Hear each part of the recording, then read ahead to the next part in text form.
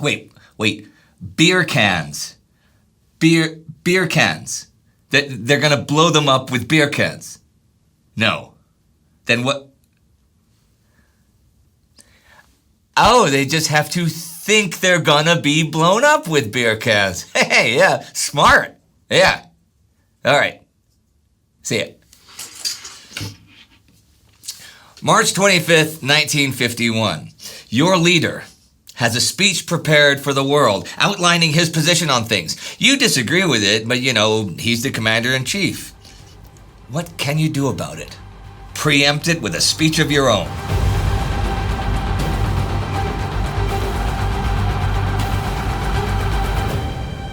I'm Indy Neidell, and this is the Korean War.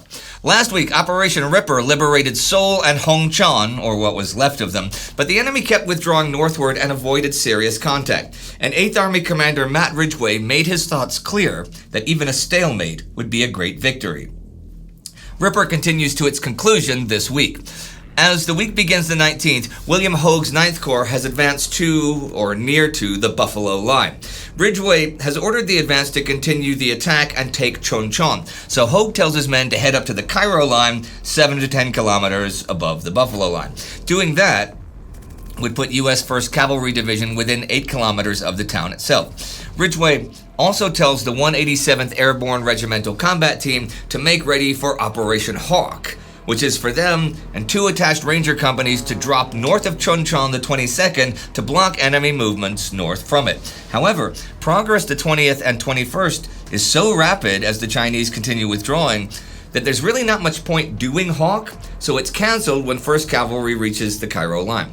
An armored task force moves on ahead and enters Choncheon the 21st. It is empty of both the enemy and any enemy supplies.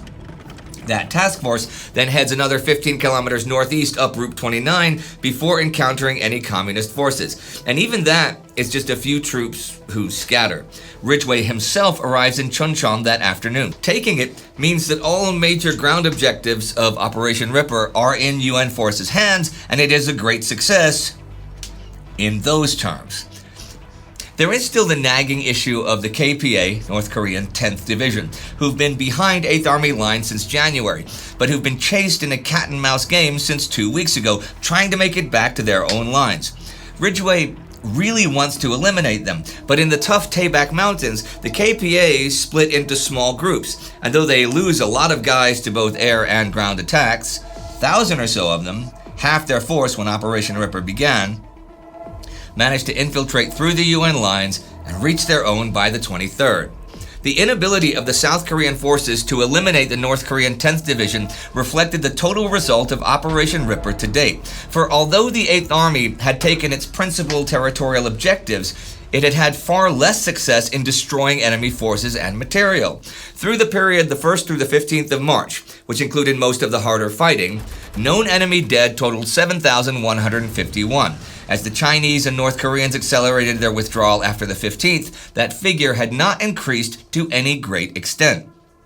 The big objective was, as in Operation Killer, to destroy as much of the enemy and his war-making capacity as possible. And they haven't done all that much of that. And Ridgway and everyone thought Choncheon was this big supply center, and it was empty of supplies. The communist forces had been quite successful lately keeping their war-making capacity beyond the reach of the UN forces. But there is one place where 8th Army could maybe destroy a decent-sized enemy force, in the west north of US 1st Corps. Intelligence says that it's KPA 1st Corps and PVA, Chinese, 26th Army there, by now along a line and also above it that goes through Uijeongbu. It's the 3 divisions of KPA 1st Corps that are to the west of Uijeongbu, and they might be the most vulnerable because they've got the Imjin River behind them. So if they want to head north in force, they'll have to use Route 1, where it crosses the river near Munsan-ni. Blocking this would put them in great danger from 1st Corps to the south. So the 187th Airborne Regimental Combat Team is getting a new mission as part of the squeeze play that is Operation Courageous. Their job is Operation Tomahawk. Frank Milburn's First Corps begins advancing to the Cairo line the morning of the 22nd. But Ridgway does not give them the order to advance beyond it. He wants to make sure the weather conditions the 23rd would be okay for an airborne operation. If they are, then the combat team and the 2 ranger companies will drop in and block Route 1. Milburn is then to establish physical contact with them ASAP and assume control, and also begin a general advance towards the Aspen Line, which is the south bank of the Imjin River north and west of Munsanni, and to the east slopes down to cut routes 33 and 3 north of Uijiangbu. Once there, Ridgway plans to order them to the Benton Line, the final courageous objective, like 15 kilometers north, which is just about at the 38th parallel. To avoid First Corps' flank being exposed, 9th Corps on its right is supposed to advance its western units to protect it. The advance to the Cairo line meets sporadic opposition, but the ROK, South Korean 1st Division, is there by noon, though U.S. 3rd and 25th Divisions are still not there by day's end. By that time, though, Ridgway is told tomorrow's weather will be fine, so the airborne drop can and will go off, dropping into 2 zones, and Milburn sets up an armored task force in Seoul under John Groudon that's to head up Route 1 and link up with the airborne troops. This completely motorized task force sets off and passes through Rock First at 7 a.m. the 23rd. They do not encounter any of the enemy, but they do encounter mines, which means they then have to proceed at a walking pace while engineers walk ahead and remove mines. So when the paratroops begin dropping in at 9 a.m., the task force is still 25 kilometers to the south. The drop doesn't go off as planned either. Because of a malfunctioning plane containing a battalion commander that had to turn back for a new plane, most of the troops dropped into one of the zones and only a few into the other. Ridgway himself flies in to observe things, bringing the news that the task force is delayed, and then flies out again. The landing in the northern zone is complicated first by overcrowding of troops, and second by local civilians making off with parachutes, though only small enemy opposition. And Munsanni is quickly cleared. They have to send a rescue mission to the single stick of paratroops that landed in the southern drop zone who have come under enemy fire. But the rescue mission does its job, and all objectives are achieved by 3 p.m. POWs reveal that they are from KPA 19th Division and numbered about 500 in the area, and the rest of KPA 1st Corps has already withdrawn above the Imjin. The armored task force starts arriving that evening and continues arriving overnight. The force encountered no enemy positions along Route 1, but was kept to an intermittent crawl by having to lift or explode over 150 live mines, some of them booby-trapped, and almost as many dummy mines, including a 5-mile stretch of buried sea ration and beer cans. They do have a few tanks disabled, and they draw some artillery fire, but casualties are few in number. So what now? Well, on the 24th, the airborne troops patrol the area and meet a couple dozen of the enemy, and elements of Rock 1st Division arrive at Munsanni, having not met the enemy in force. So the whole airborne mission to trap KPA 1st Corps has been in vain. Funnily enough, though, U.S. 3rd Division runs into heavy enemy opposition after occupying Uijiangbu, but from the Chinese, not the North Koreans, the morning of the 24th, when they try to leave the town and head north. So Milburn thinks, this is maybe a chance to trap the Chinese instead. So he sends the airborne troops and armor east to try to block the Chinese above Uijiangbu, and 3rd Division will keep advancing north to hit them from the south. But only one company of tanks has enough gas for the trip, so the rest have to wait for more to come up from Seoul. But that one company is prevented from advancing by landslides in defiles on the road as well as heavy rains.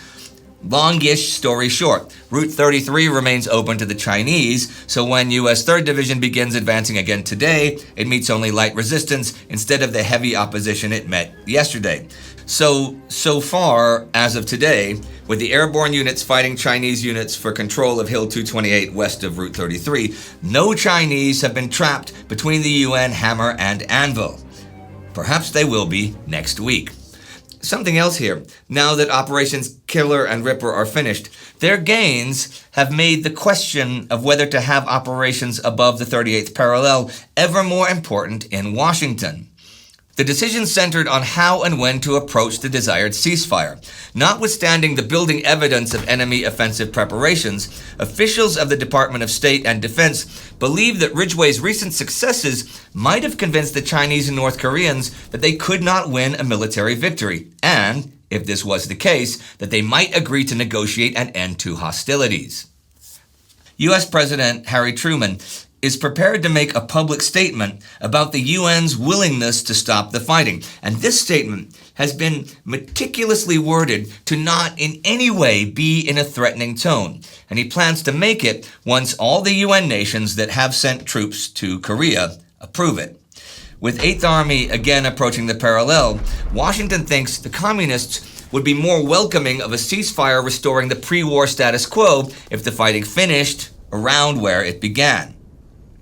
The Joint Chiefs tell UN Forces Commander Douglas MacArthur this on the 20th, that the UN largely feels no big advances should be made above the parallel until Truman has made his appeal and they've got a reaction to it. As we know, MacArthur wants a military solution to the war, not a diplomatic one. So he gets busy. On the 21st, he writes back to the Joint Chiefs that although he has been denied the decisions that would favor a military solution, he wants no further restrictions on his command. He tells Ridgway about all this Truman and UN stuff the 22nd, and though he is expecting Washington to tell him to absolutely not enter North Korea in force, while waiting for them to do so, MacArthur plans to allow 8th Army to cross the parallel as far as logistics would support any major operation up there. Ridgway's only restriction now is to get MacArthur's specific authorization before crossing the line in strength. Ridgway says he already has a plan to go like 30 kilometers north of it. MacArthur goes to Korea the 24th to talk about the plan, but also does this. Before leaving Tokyo, he issues a statement of his own. In it, he pointed out that Red China was vastly overrated as a military power, and that if the United Nations chose to extend the war to their homeland, the Chinese would collapse. Then he offered to open negotiations to end the war. His statement totally eclipsed any Truman might have made, and was couched in an arrogant tone that made positive response to it unthinkable. He actually specifically offers to confer with his enemy counterpart about ending hostilities. But this so much contradicts Truman's prepared statement that Truman decides not to make it to avoid escalating international confusion. Harry Truman is also livid, writing that this is not just a public disagreement over policy, but deliberate, premeditated sabotage of U.S. and UN policy. There's also Truman's directive from back in December that MacArthur must clear for release anything related to national policy, which he has glaringly not done here, and for the umpteenth time. With MacArthur openly defying him, Truman tells the JC to remind MacArthur of that directive, but privately he has decided to relieve Douglas MacArthur of his duties. The Joint Chiefs issue this reminder, which MacArthur gets today, and they also ask him to tell them if and when he hears from his enemy counterpart, which is something MacArthur never expects to happen. So operations in force above the 38th parallel are now back in play for MacArthur and Ridgway. And there I will end the week, with Ripper coming to its end and Courageous failing to trap the enemy, who keeps melting away. Back to MacArthur sabotaging Truman, whether or not Truman's statement would have been effective. You can easily find MacArthur's entire press release online, which I did, and I'm going to read you now some of it, what it actually says. I think you'll understand Truman's anger even more once I do. The following section is after he's talked about their recent operations and their successes.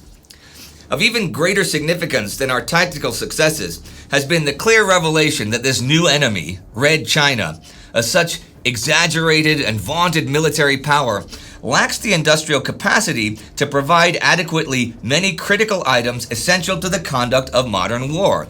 He lacks the manufacturing base and those raw materials needed to produce, maintain, and operate even moderate air and naval power, and he cannot provide the essentials for successful ground operations, such as tanks, heavy artillery, and other refinements science has introduced into the conduct of military campaigns.